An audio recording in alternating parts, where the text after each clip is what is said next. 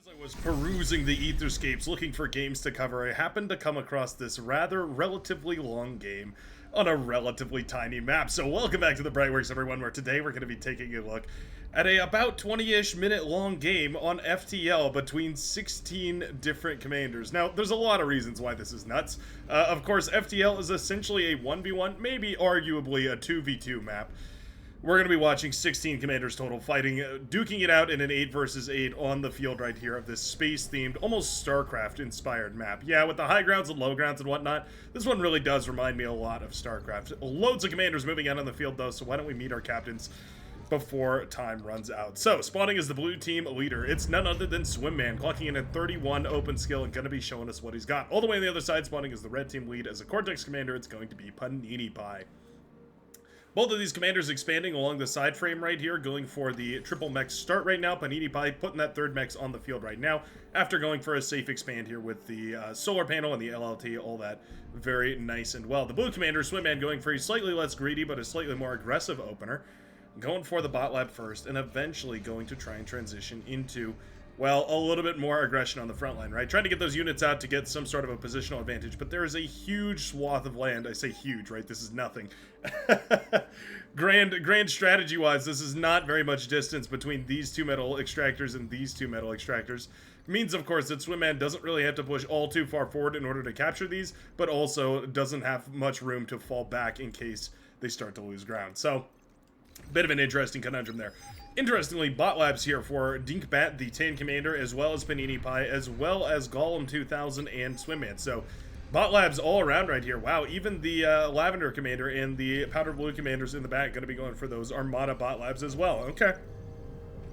That's not the end of the world, but oftentimes we do end up seeing quite a few, quite a few of those vehicle labs on this map, just because those Wolverines and Shell Shockers able to fire up onto the high grounds here.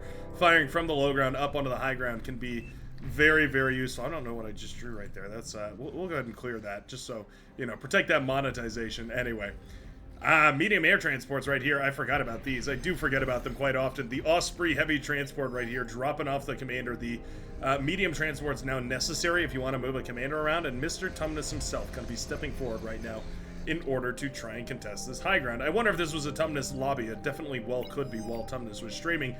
It definitely explains why we're playing such a hilarious map with such a hilarious spread of units. This is technically a win right here if the blue commander gets out of here. As long as we keep the battle going, you only need to make about a 20% difference right here against your opponent. You know what? It is a little too close here. If we self-destruct this, maybe. That's one easy way. Hey, nice self-D. Oh, so close right there from the Cyan Commander. Almost got the self-D off right there to damage the Yellow Commander. If we had, it might have been enough damage to actually win the Commander trade here. Tumnus trying to re-engage. Schneidly Whiplash trying not to. Trying to avoid it at all costs. Fighters going in right here, trying to shoot down that transport, but failing miserably. Getting shot out of the air by the defensive fighters right here. Snidely Whiplash taking these fights quite nicely, and now up to 34% HP versus Tumnus' 27. Meanwhile, the Purple Commander wandering right into range of a bunch of tan LLTs. Those LLTs will blast down a commander in a heartbeat. Oh! Tumnus at 0% HP. 34 HP remaining total for Mr. Tumnus. Snidely Whiplash with 440. Very, very low HP right now. Tumnus forced off the front line at this point. Can't take a single another laser blast, otherwise things are gonna get explosive quickly. Ivan Wadsworth trying to LLT off this southern section here. We've got LLTs to block off this ramp, meaning, of course, that Walrus Man 246 is going to have to take the long way around. Here we go, though. Yeah, as long as that LLT is firing right there, that commander's taking heavy damage. There you go, down to just 40% HP versus the 73 here for the green commander means he's more than content to just continue expanding on the front. With plenty of metal overflowing to the team and plenty of energy to continue building right here. This is a wonderful situation right now for the green commander here, yeah. Walls here blasted apart, but at the very least the mexes and the geothermal are now available, and of course that means that that's going to be a nice little expansion for our blue heroes, yeah. A 7% advantage as far as metal income goes, but the red team pulling into the lead as far as the energy production goes. So slightly more investment into the metal, or slightly more metal investment rather, into solar panels means of course the red team is going to be pumping out more energy, and more energy does mean more metal if you can get it converted. It looks like the red team is actually doing a swell job of converting that metal, just needs to go ahead and put down some more solar panels. panels, and looks like that's what the red team is headed for right now, or the red player at the very least. Getting some of those solar panels up and running, getting some aggravators up and firing. The blue commander Swimman already pivoting into those into the aggravators, pardon me. Those rocket bots going to be devastating on the front line, and you can see actually struggling to spend that metal. Yeah, we need to turn this lab back on in order to get units pumping back out, because loads of metal is overflowing in from other commanders all over the place. Looks like maces have been shared over here by, or to Ivan Wadsworth. Were they shared, or were they? I'm not sure what. Yeah, they must have been shared and handed over some way or another. Ivan Wadsworth now getting a lab up and running. In order to assist, Tumnus has transported the commander over in this direction as well, trying to find some value here. Walrus Man in a lot of trouble. Boom goes the pink commander right next to the facility, meaning these maces can move on in. That is a very low HP commander. 11% on that commander makes me more than a little bit concerned. Ooh, I'm not sure if the D-gun there was necessary. That lab was very low, and there wasn't really anything these units could have done. Would have been nice to have that reclaim here, but again, not really the end of the world. As long as the lab goes down, things are looking quite nice. Tumnus now transporting around, using that air transport in order to try and get some value. I wouldn't mind seeing a cheeky beaky sneaky through the through the left-hand side into the middle of these bases, kind of right between Captain Osber and McCheck 1212. This is looking phenomenal for the blue team. The only disadvantage they have is, of course, this high ground right here, where most of the mexes are taken to the yellow commander, but no such constructors remain on this high ground here. Means, of course, that this is essentially locked in its stalemate, right? This is not going to be changing anytime soon. Mesa is slightly overwhelmed by the grunts, but eventually cleaning them up nicely here. Taking a decent engagement against the aggravators right now. Well, okay, under the fire of the LLT, not really going to be very efficient anymore. Commander here doing a great job of blasting a lot of these down as well and absorbing a lot of that impact from those Gauss throwers on the front here as well. Means, of course, ooh, and with some nice reclaim from a Resbot here. Yeah, the blue team pulling in loads of metal at this point with metal production advantage of 5%, an extra 2,000 metal pulled into the blue economy. It's not a lot, but if you add it up slowly and exponentially over time, it does start to become quite a significant number. Early investments, that's what it's all about. Become a late-game millionaire from just 500 metal a day. Brightworks investment advice. A little metal now means a lot of metal later. Buy high, sell low, that's what I like to say. Casual disclaimer, do not take Brightworks investment advice. Brightworks is neither an investment banker or an investment consultant. Happy to take your donations, though. Thugs here blasting away against the aggravators. Readily decimating them, as many as they can. The aggravators holding their own, though. I mean, once you get to those snowball numbers and the aggravators can basically blast down one thug at a time, it makes a lot of sense to start engaging, but that is not really where we're at right now. Panini Pete in a really risky situation with Swimman on the front line here. You never really know exactly when a commander is going to engage like that, and oftentimes a couple of stray projectiles here and a couple of stray rockets there can bring down a commander, and if it's right in the middle of your, well, your fortifications, your forces, all that stuff, it can be a nightmare to deal with. Commander also shooting down the planes here is quite funny. It's not, you know, ideal. Oh, Swimman not paying attention. Oh, really low HP right there on Swimman. Yeah, I think the thugs, if they had stepped forward, might have gotten the kill on Swimman. Obviously, you can't see the HP of a commander when you're attacking it, so, or an enemy commander at all, really. So it does mean that it was kind of a guessing game for the red commander, but that came a lot closer than I think Panini Pie really realized. Commander reclaiming all this wreckage right here and producing a lot of resources to pull back into the army right now. Yeah, Swimman actually losing that front line now to the reclaim and the construction efforts right here of Panini Pie, just pumping out more and more thugs and sending them to the fronts. Geothermal now up and running here for Ivan Wadsworth, producing a load of resources and sending them out. Centurion should be the name of the game. If you're going up against this many Cortex players, I think Centurions make a lot of sense. They're durable, they have quite a decent amount of damage, especially once you get them up in bulk. Their surround bonus can be quite devastating. Loads of maces, a whole bundle of maces actually, 9 maces in total. Gonna be waddling their way to the front lines here, apparently built but not sent out by the Lavender commander, who's just going ahead and scaling up some more of that eco. Alright, not the end of the world. Front lines are looking great though, and you can see just the early investments, the early reclaim that they managed to get, and the early aggression to capture metal extractors all over the field, especially this high ground right here. Sam has plans, has gone ahead and captured, have eventually led to a huge advantage elsewhere on the map. This is how quick it turns, but this match goes on quite a bit longer. I mean, this should be GG. T2 forces are headed out on the field, and so the welder's going to be a decent engagement right here. It'll eventually die, but it'll get its value out before then. Blasting down loads of this T1, and of course chaining the lightning, arcing it across the different units right here means that it'll get quite a lot of value. Definitely worth its cost here, and I believe 310 metal for a T2. 350 metal for a T2 welder. The Law 10. Stepping forward right now, but a little too far. Yeah, just like that, maces have jumped on top of that commander. Ooh, and boom goes the hot pink commander. Takes down a whole load of maces right there. Oh, nice D-gun from Mr. Tumnus. Hey, dropping in with the transport right there. Dies to the LLTs, but manages to blast down that gauntlet. It was a pain in the neck right here for the longest time, so taking that out for the greater good. I couldn't agree more. Taking that out is a huge boon to this team on the southern side. Means, of course, that this area is now opened up for more and more aggression.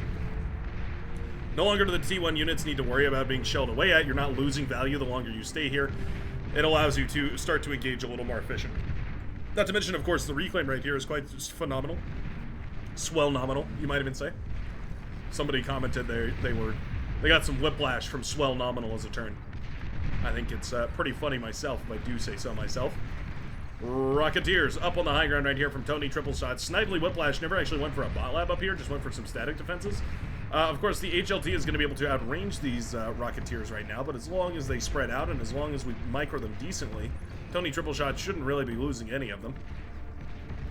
You just pull back the ones that are injured, and you push with the ones that are, or you you pull back the ones that are injured, and you push with the ones that aren't. Stegan right there from the yellow commanders. Tony going in for the trade right here, it looks like.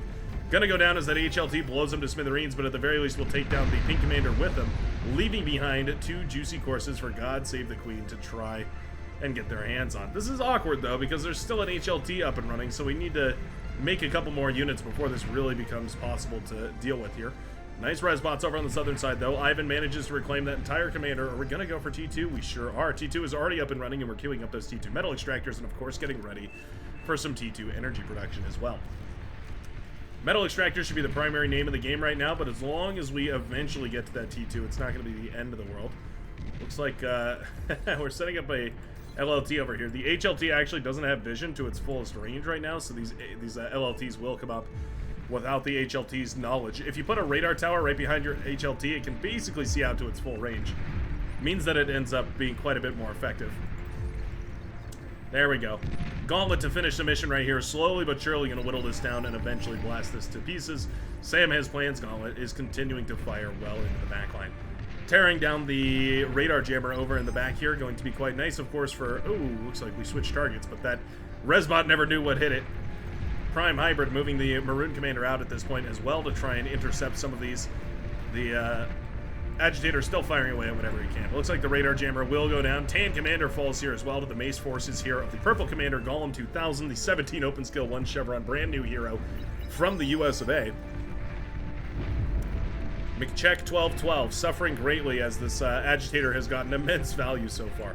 Can't help but wonder if a D-gun would be enough to climb up this hillside and blast us apart, but I have a feeling probably is not the case. We're chaining build power forward right here. Obviously never the worst idea. Having a little build power on the front line just to help out with repairs is always nice. Once the T2 game rolls around, though, it does start to lose its value because those T2 units can kill it from so far away. Still, though, getting T2 on the front line is never going to be a bad idea. And the longer we, or as long as we keep upgrading these mexes, we do need to upgrade these ones in the back. As long as we keep upgrading the mexes, things are going to be quite nice. Oh, I just now realized, too, it looks like we have extremely boosted metal income as well. Yeah, 4.3 metal per second on a, what I believe is a 2 metal per second spot. So more than double the metal income right now. My goodness, what a turnaround on this northern side. The Red Commander has gone down, but what does it matter if this many maces are now marching towards the front? Swimman in dire trouble at this point, as there's really nothing to deal with all this. Fiend's coming out of the lab right now, but it's going to take a massive force in order to essentially clean up this thug force in order to push back the Red Army.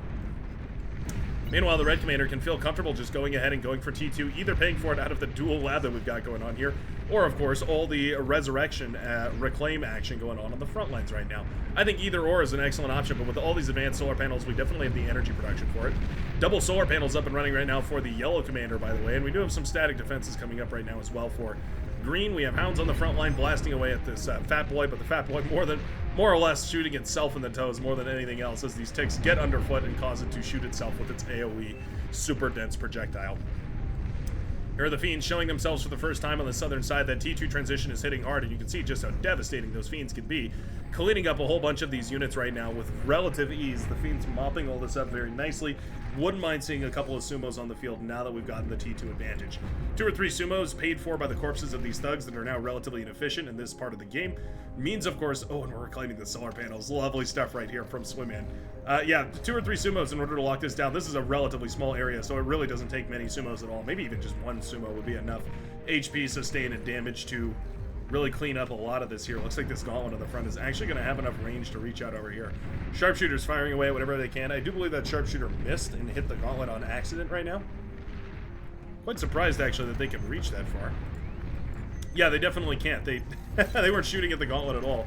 They just missed and accidentally killed it, which is quite fortunate for the orange commander, because otherwise this really would have been a significant issue. That gauntlet would have been able to fire away over here at the orange base, popping the E converters and all that good stuff. Big old grunt wave moving forward, and we do still have mostly T1 on the fronts right now. We are slowly phasing into T2, though.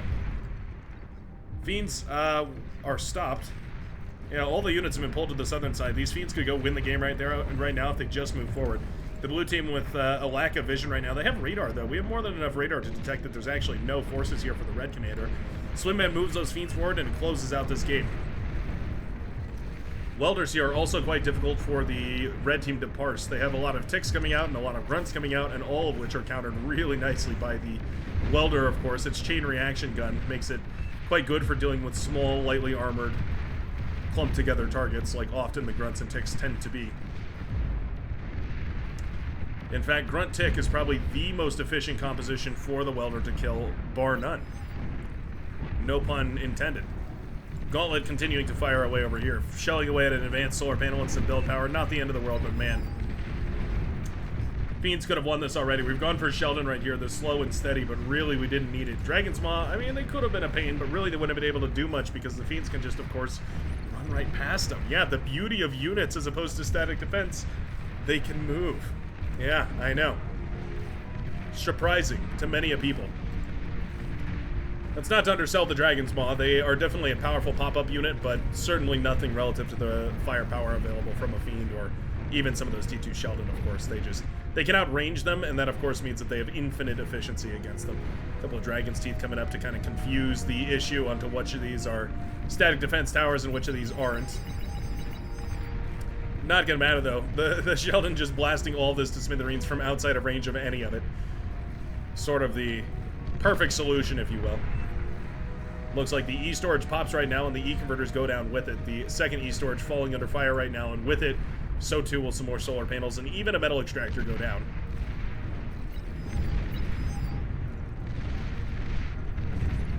The red team on the back foot, certainly. The blue team is still with unupgraded metal extractors, which on boosted... Oh my goodness, we still have 2 unupgraded metal extractors back here as well. On more than double metal extraction or resource production per second, I would definitely say, get those mexes up. Yeah, that's going to be a really nice advantage. Already the positional advantage here for the blue team, but my goodness, why not take every little advantage that you can possibly get? Rocket Spiders, a whole bunch of Sheldon, loads of grunts, all of which coming out of these laboratories right now. The Sheldon slowly but surely whittling down a lot of these towers right here. Looks like we're going to try and blast down these Dragon's Maws before moving in, buying a lot of crucial time for the red commander. If nothing else, this is 290 metal worth of time stalling. You can see as the Sheldon build up, they stall for less and less time, but in the meantime, how many times can I use the word time in a second? Quite a few, it seems. In the meantime, yeah, I mean, they're phenomenal for stalling out these units right here. I mean, look at this. Just a little bit of build power to repair this, and it is essentially immortal. Really tricky to deal with. Ooh, nice connections from some Arbiters over here, though. Do connect with a couple of those Rocket Spiders. Shutting those down is always quite nice, of course. And it looks like we do have the Gauntlets still up and running over here. A little Twilight Metal Extractor action, not bad. Gonna cloak that Mex and make it invisible to the naked eye. Rattlesnake on the front here as well is quite devastating, firing away now at the Sheldon Ball that we're trying to build up right now. Oh, and that's a beautiful chain reaction. Devastating all of those over here. This is the Cortex Pinnacle, though. It really is what we're looking for, is a Cortex composition. Long-range heavy firepower in the form of the Arbiter, perfect for dealing with static defenses. The Sheldon is sort of a flex DPS role. And then, of course, the Fiends for a sort of sieges, or, pardon me, a skirmish assault unit. Makes for a very, very effective combined force. None of the rest of this appears to be... Oh, yeah, one more pop-up turret. The rest of this appears to be just regular, good old walls and such. Grunt's blasting through this southern section over here, doing an excellent job of tearing all this apart. Hey, you know what? Finding an opportunity path here with the T2 production finally backing up and online. The Green Commander is going to pump out some T2 units to clean all this up, but the Rattlesnakes have already done tremendous work. Sheldon, maybe overkill, but effective nonetheless, and managing to push this southern side into absolute destruction. Now we get to sit back, relax, and enjoy the carnage. As armies sweep across the battlefield, the Maroon Commander falls, the Rattlesnakes continuing to pop all this T1. Sharpshooters on the high ground. What a brutal combination. The high ground advantage plus the sharpshooters means, of course, that they can fire out for miles. They can pop targets that otherwise can't really find them, and it means that they're going to get immense value. Sharpshooters' value essentially entirely comes from their ability to fire multiple times. As long as you can maintain that, you're going to be in a good situation. Arbiters here not caring much about the terrain, though. Those heavy impact missiles going to be firing away here into the fusion reactor. Boom goes the energy production of the red team, and death has come knocking. I'm going to go ahead and speed this game up because I do believe the red team's time has come to an end. We've readied ourselves for the end, but do we have the willpower to sustain? Mammoth here under the shielding is actually quite nice. Luckily for the blue team, the Arbiters don't care much for shielding. More than happy to send those heavy impact missiles directly through the shields and into the base here. Welders and Fiends and all the rest of it, of course, not caring much about that shielding either. It's only the Gauss projectiles.